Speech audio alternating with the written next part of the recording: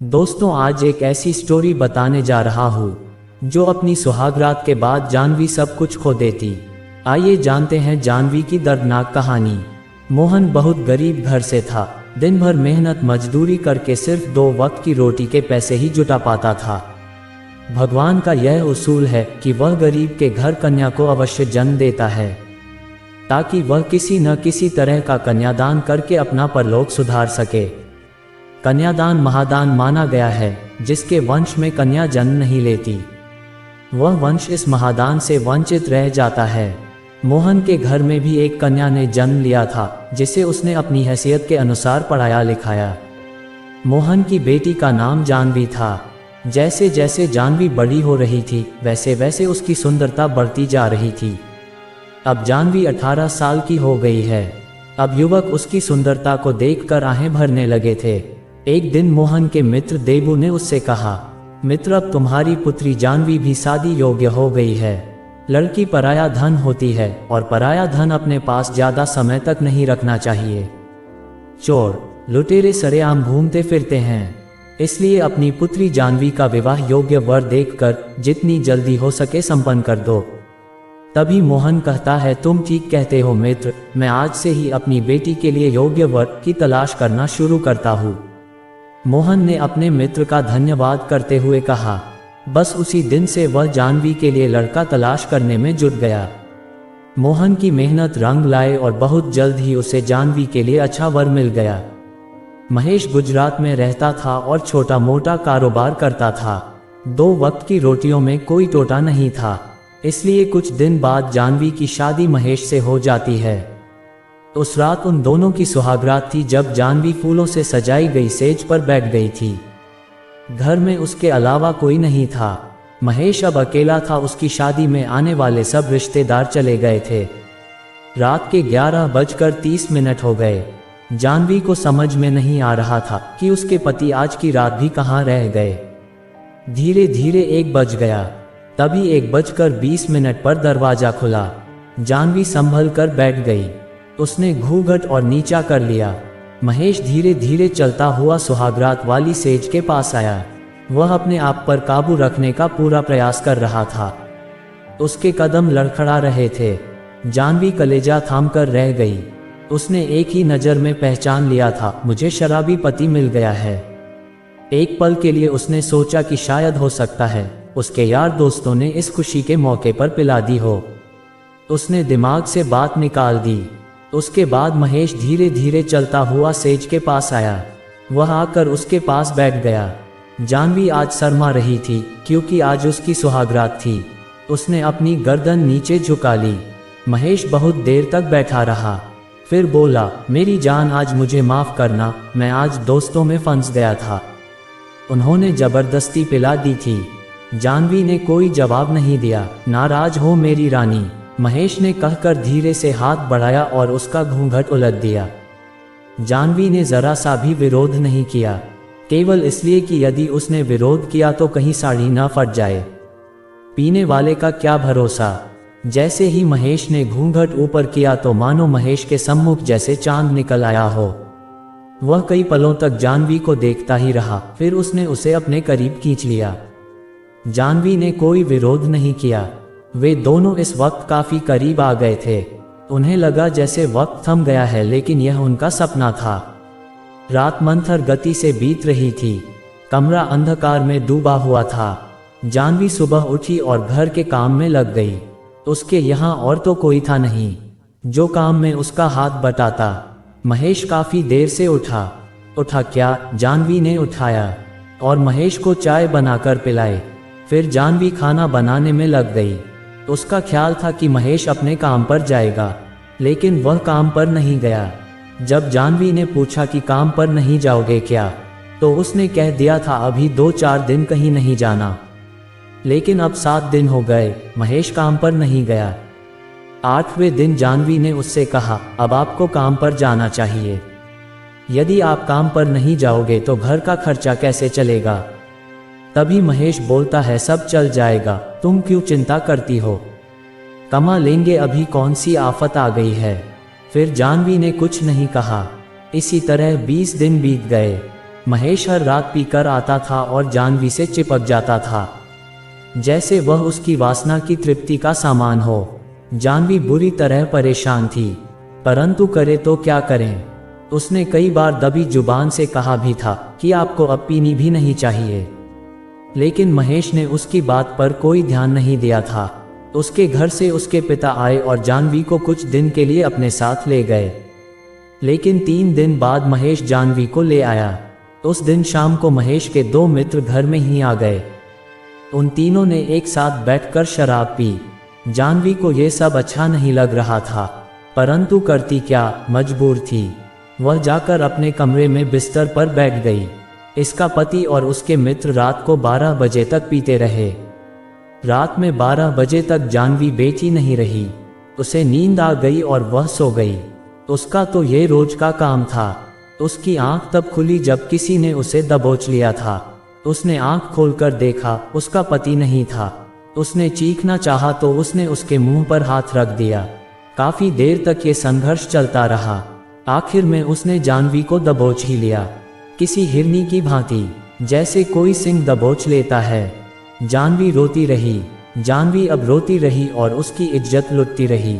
वह सोच रही थी कि उसका पति किस काम का, जिसे इस बात का भी ज्ञान नहीं कि उसकी पत्नी के साथ क्या हो रहा है। उसके पति का वह साथी अपनी मनमानी करके चला गया। रात्रि के करीब 4 बजे उसका पति महेश उसके पास लड़खड़ाते हुए कदमों से आया। उसने जानवी को छूना चाहा तो उसने उसे दूसरी ओर धकेल दिया। वह पलंग से नीचे गिर पड़ा और जानवी ने कहा, बेशर्म, तुम्हें डूब मरना चाहिए। जानवी ने पागलों के समान चीखते हुए कहा। तभी महेश बोलता है, क्यों, क्या हुआ, ये तुम पूछते हो क्या हुआ? जानवी ने उसी तरह चीख कर कहा, जिन्हें तुम अपना दोस्त कहते हो, जिनके साथ तुम शराब पीते हो, जानते हो उनमें से एक ने क्या किया? क्या किया? उसने मेरी इज्जत लूट ली। अच्छा, तो तुम इस वजह से नाराज हो? अरे रानी, कोई बात नहीं, वह बहुत पैसे वाला है, उसके आने से मुझे कोई एतराज नहीं है।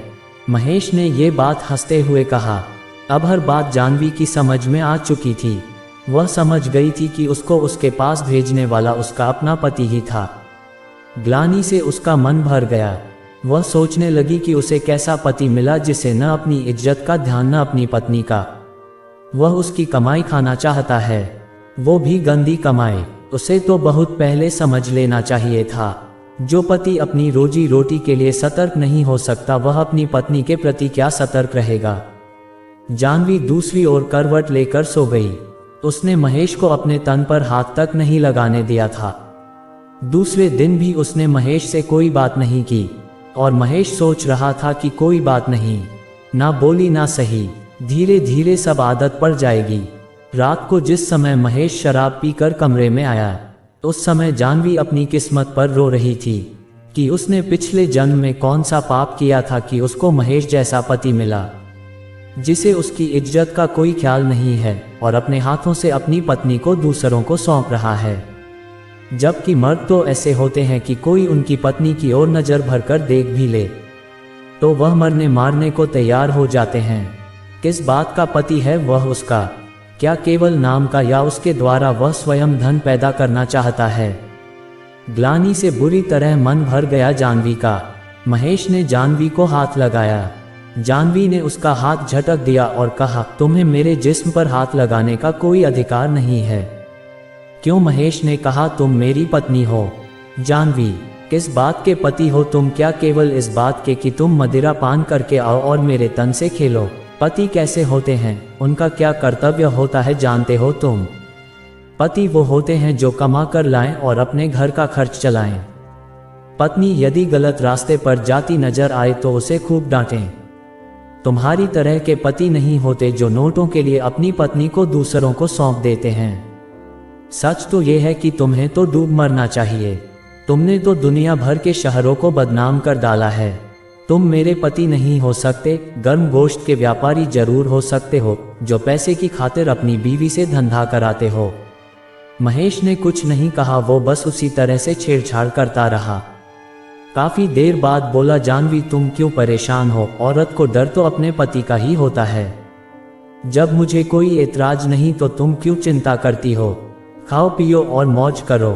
तभी जानवी बोलती है, क्या कहूँ, कोई उचित शब्द नजर नहीं आ रहा। हाँ, यदि तुम्हारे स्थान पर मैं होती और मेरे स्थान पर तुम होते तो अब तक तुम्हारी इस नीच और जलील दोस्त की गर्दन कमल कर चुकी होती और स्वयं अपने को गोली मार ली होती। इस संसार में केवल इज्जत ही तो है, और यदि वह भी समाप्त हो गई तो फिर बच्चा क्या। सुनो महेश जी, वैसे तो मेरी नज़रों में अब तुम्हारी कोई इज्जत नहीं रह गई, लेकिन फिर भी एक बात याद रखना, इस तरह की हरकत मेरे साथ कराने का प्रयास भूल कर भी ना करना। यदि ऐसी घिनौनी हरकत तुमने फिर की तो मैं अपने आप को समाप्त कर दूंगी। महेश बोला, तुम क्या पागलों जैसी बातें कर रही हो। नारी का फर्ज है वह अपने पति का कहना माने, चाहे वह उससे पैसा ही क्यों ना कराने की पेशकश करें। तभी जानवी बोलती है, अगर तुम्हारे ऐसे विचार हैं तो तुम किसी और के साथ शादी कर लो और उससे ये सब कराना। मैं कल ही अपने घर चली जाऊंगी और तुम्हें तलाक दे दूंगी। इस तरह का नरक समान जीवन कम से कम मुझे तो बर्दाश्त नहीं है। क्यों पागल हो रही हो जानवी, मैं कौन सा तुमसे रोज किसी का बिस्तर गर्म करने को कह रहा हूँ। कभी कभार कोई आ गया तो ठीक है, नहीं तो कोई नहीं। तभी जानवी बोलती है, तुम क्या समझते हो मुझे, मैं कोई वेश्या हूँ जो अपने तन का सौदा करके तुम्हारा पेट भरूंगी। अरे अगर तुम कमा नहीं सकते तो डूब मरो या घर में चूड़ियाँ पहनकर बैठ जाओ। नारी तो पुरुष की इज्जत होती है। किसी ने कहा है, नारी सर्वत्र पूज्यन्ते। कहते कहते जानवी हौंफने लगी और कुछ देर खामोश रहने के बाद उसने कहा, तुम इन सब बातों को तभी समझ सकते हो जब तुम्हें अपनी इज्जत का ख्याल हो। तुमने तो ये अंगूर की बोतल ऐसी गले लगा रखी है जिसने तुम्हारी सोचने समझने की शक्ति को समाप्त कर दिया है। अगर तुम में थोड़ी बहुत भी बुद्धि है तो इस शराब को छोड़ो और अपना काम करो। शराब पीने वालों का यही हाल होता है, उनके घर बर्बाद हो जाते हैं। सच यही है, शराब आदमी को सोचने समझने की शक्ति को समाप्त कर देती है। महेश ने उसके बाद कुछ नहीं कहा। वह दूसरी ओर करवट लेकर सो गया। जानवी भी करवट लेकर लेटी रही। जानवी ने इस बात का पक्का निश्चय कर लिया था कि यदि इस बार उसके पति ने इस प्रकार की हरकत कराने की कोशिश की तो वह अपनी जान दे देगी। 20 दिन गुजर गए, कोई बात नहीं हुई। महेश ने काम पर जाना प्रारंभ कर दिया था, लेकिन उसने शराब पीनी बंद नहीं की थी। जानवी ने उससे बोलना शुरू कर दिया था। उसने सोचा था कि शायद उस दिन की बातों का उस पर असर हो गया है और वह सीधी राह पर आ गया है। कभी कभी ऐसा भी हो जाता कि आदमी को कोई बात लग जाती है, लेकिन कहते हैं ना कि कुत्ते की पूंछ 20 साल तक नलकी में रखो, जब निकलेगी टेढ़ी ही निकलेगी। महेश ने ये देखने के लिए कि अब वह क्या करती है, उस रात को फिर उसने अपने एक साथी को जानवी के कमरे में भेज दिया। जब उसने जाकर उसे छुआ और उसकी आंख खुली तो उसने उसे पूरी शक्ति साथ दूर धकेल दिया और जोर जोर से मदद मांगने लगी, परंतु बचाने कौन आता। उसे भेजने वाला तो उसका अपना पति ही था, जो अपनी पत्नी के शरीर को बेचकर उसकी कमाई खाना चाहता था। पुरुष के समक्ष नारी कमजोर होती है। उसने उसे दबोच लिया और अपनी इच्छा पूरी कर ली। हवस पूरी करने के बाद वह कमरे से निकल गया। उसके जाते ही जानवी बाहर आई और उसने दूसरी मंजिल से छलांग लगा दी। नीचे सड़क पर उसका सिर लगा, सिर फट गया और वह एक ही पल में स्वर्ग से धार गई। आसपास के घरों के लोग इकट्ठे हो गए। शराबी महेश भी घर से निकलकर बाहर आया और रोने लगा। उसका साथी उस दुर्घटना को देखकर चुपचाप वहां से खिसक गया। पुलिस आई और लाश को उठाकर ले गई। पोस्टमार्टम के बाद लाश उस महेश को मिल गई और उसने उसे चिता के भेंट कर दिया। ऐसे पति को तो अपनी पत्नी की चिंता को अग्नि देने का भी अधिकार नहीं होना चाहिए। कुछ दिन बाद जब पुलिस को सच्चाई का पता चला तो महेश को जेल भेज दिया गया।